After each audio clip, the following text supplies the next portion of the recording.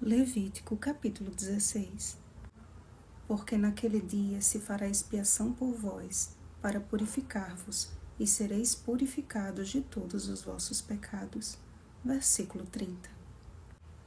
Tendo em mente que o santuário e tudo o que o envolvia apontava para o plano da salvação, o capítulo de hoje é um símbolo da obra final de Cristo no santuário celestial.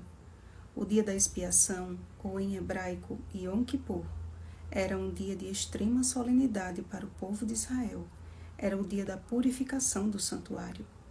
Durante todo o ano, seus pecados haviam sido levados para o santuário, e aquela única vez no ano em que o sumo sacerdote poderia entrar no lugar santíssimo era justamente como uma borracha no templo, a fim de apagar de uma vez por todas as marcas de todos os pecados ali acumuladas.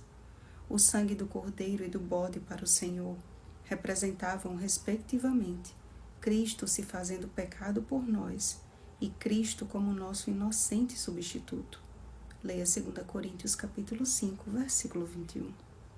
E o bode emissário, ou bode Azazel, que significa demônio do deserto, é um claro símbolo de Satanás, que é o autor do pecado e do mal, e que passará 1000 anos nesta terra deserta, sem ter a quem tentar.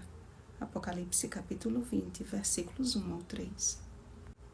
Quando avançamos para o livro de Daniel, ali encontramos a profecia referente ao dia da expiação profético. Ele me disse, até 2300 tardes e manhãs, e o santuário será purificado. Daniel capítulo 8, versículo 14. Sabendo que a expressão tarde e manhã se refere a um dia, que um dia em profecia é equivalente a um ano. Leia Números capítulo 14, versículo 34, e Ezequiel capítulo 4, versículo 7. E que o início desse período se deu no ano 457 a.C., com o decreto de Artaxerxes, Daniel capítulo 9, versículo 25, Esdras capítulo 7. A contagem dos 2300 anos termina no ano de 1844. Anos antes, porém, homens e mulheres que buscavam sinceramente a verdade das Escrituras se debruçaram sobre esta profecia e chegaram à conclusão de que algo grandioso e significativo estava para acontecer. Apesar da compreensão errada quanto ao evento, pois acreditaram que a purificação do santuário era a purificação da terra com o retorno de Cristo, eles não erraram na data. E apesar da evasão de muitos que, decepcionados, abandonaram a fé, um pequeno grupo de crentes permaneceu buscando no Senhor a resposta à sua decepção. Foi quando Deus revelou que a decepção deles também estava profetizada. O conhecimento acerca do livrinho de Daniel e da volta de Jesus tinha-lhe sido na boca doce como mel, mas ao perceberem que Jesus não voltaria conforme esperavam, grande foi a amargura, como está escrito.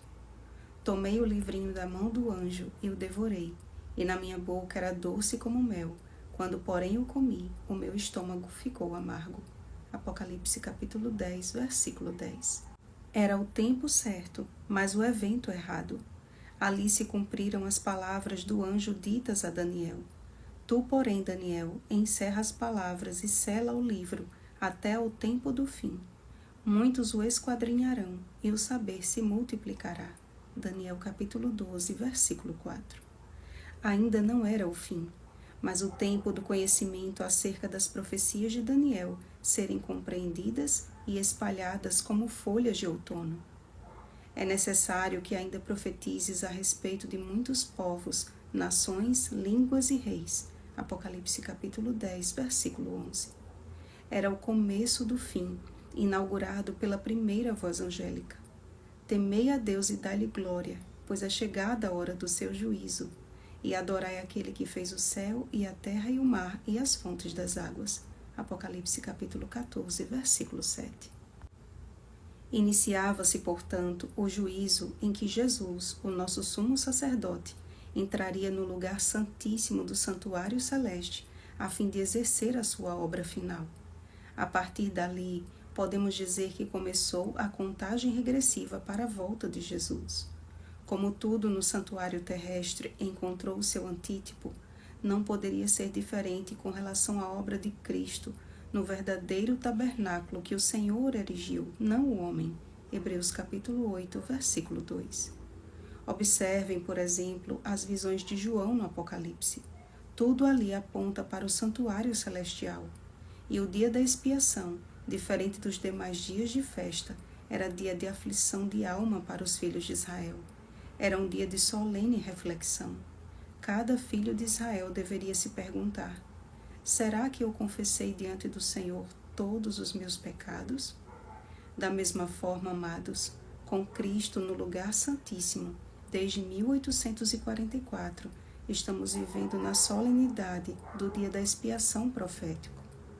Há registros de pecados no céu que estão sendo examinados e julgados, e ao findar sua obra de selar os servos de Deus, Apocalipse capítulo 7, versículo 3, é de lá, do mais santo lugar, que Jesus dirá: feito está. Apocalipse capítulo 16, versículo 17. E então, cada decisão estará selada para sempre. Apocalipse capítulo 22, versículo 11. E os salvos poderão se alegrar na última festa, na festa dos tabernáculos antitípica e eterna. Levítico capítulo 23, versículo 40. João capítulo 14, versículo 2. Pode ser que esse assunto seja uma novidade para você, mas eu te convido a estudar com diligência e sinceridade o assunto do santuário. Você verá que ele envolve toda a Bíblia, todo o plano de salvação e, inclusive, tem a ver com as escolhas que fazemos hoje. Enquanto Cristo ministra em nosso favor no lugar santíssimo, nos acheguemos a Ele, porque não temos sumo sacerdote que não possa compadecer-se das nossas fraquezas. Antes foi Ele tentado em todas as coisas, à nossa semelhança, mas sem pecado. Acheguemo-nos, portanto, confiadamente junto ao trono da graça, a fim de recebermos misericórdia e acharmos graça para socorro em ocasião oportuna. Hebreus capítulo 4, versículos 15 e 16. Oremos, amados.